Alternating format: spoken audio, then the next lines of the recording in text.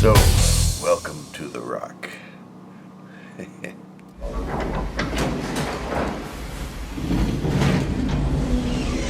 Welcome to the rock. I think this one, just by looking at it, a form of cobalt arsenide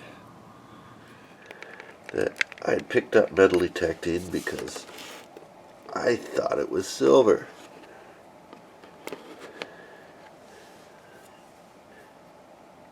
The white is calcite or dolomite.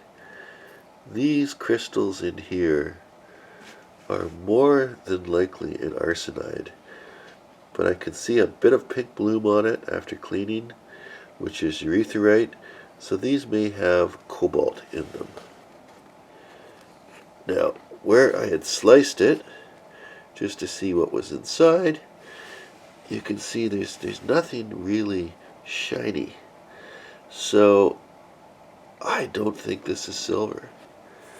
You always hope for silver, but it doesn't always work out. Now, maybe a touch of it in here.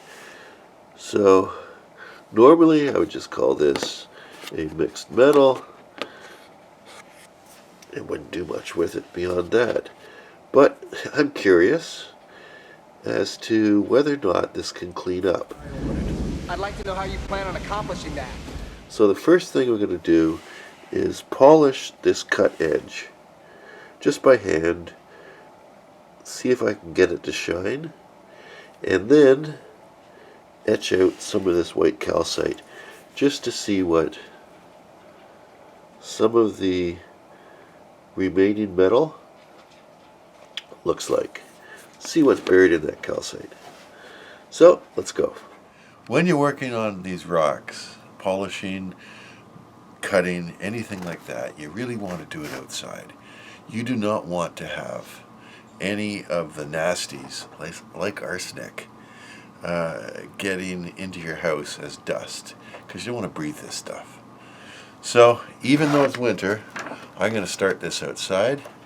My first bit of sandpaper is 220.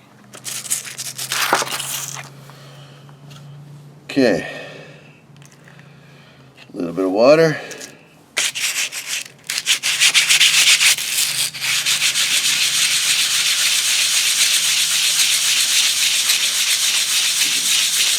So with the coarser grits of sandpaper, what I'm really doing is removing the marks from my saw and making it nice and smooth. I'll use higher grits of sandpaper to actually polish. With polishing really happening at say 1500 grit and 2000 grit. See how black and nasty that is?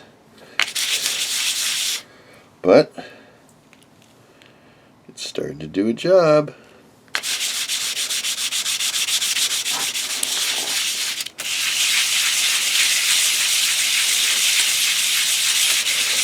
So I will progressively use other grits of sandpaper. Like I said, this is 220.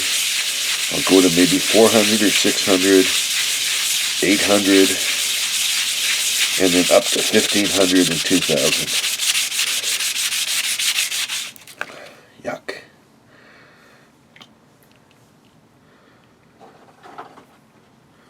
Well, that's nice and smooth now. Let's move to the next sandpapers. Okay, so I've done 220, 340, 600, 800 grit sandpaper.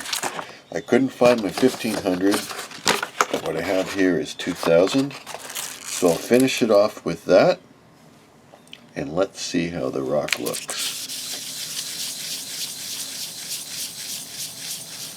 Now, the reason that I'm polishing first and then vinegar second is it's easier to polish this when the calcite's in the rock. At least that's been my experience. Now in each of the sandpapers I spent anywhere between 2 and 5 minutes on each grit. when you get up into the finer sandpapers or higher grits, you don't really rub the rocks hard, because what you're just trying to do is remove the minute scratches, and when the surface is scratch free, which it should be after this 2000, then the rock will be polished. It should be somewhat mirror-like. At least that's the hope.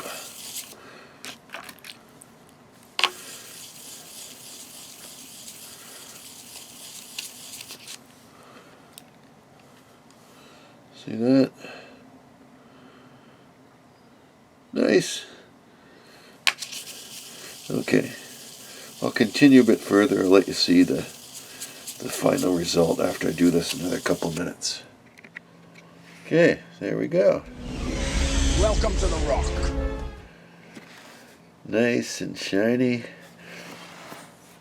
I'm not sure, like in the black spots here, whether or not that's a different mineral, or if I just didn't rub it enough with the sandpaper in those corners.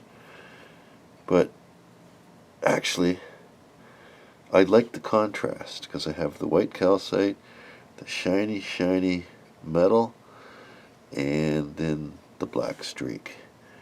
I'm sure others would rather just see pure shiny metal. Well, we can leave that for another day. This is more of a summertime job, doing this stuff outside. It's not the best to do it during the winter. Next step is, let's get this into regular table vinegar and see what it looks like if I remove a little more of the calcite. I'd like to know how you plan on accomplishing that. So there's my rock. There's just regular pure white table vinegar, and we will just put enough in that the top remains exposed. I'll move it inside where it's warmer, and we'll let it sit for a few days. See you in a while. Have a nice day.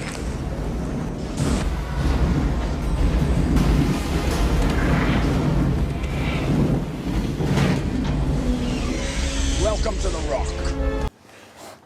Alright, so, like the man says, welcome to the Rock. Without testing this for its mineral content, my normal way of dealing with a rock like this is calling it a mixed metal and stopping there. Can't be wrong with that sort of assessment.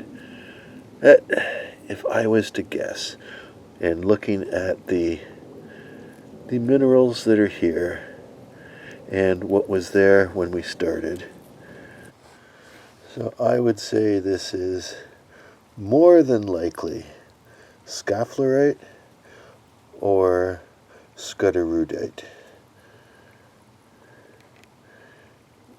which I'd be open to comments and what your thoughts are. I would actually not be surprised if there wasn't some silver in here. You know, a smaller percentage. But I think the highest percentage here is in fact cobalt, and probably an arsenide, like arsenic. Well, that was fun. We'll do it again soon. Thanks for watching.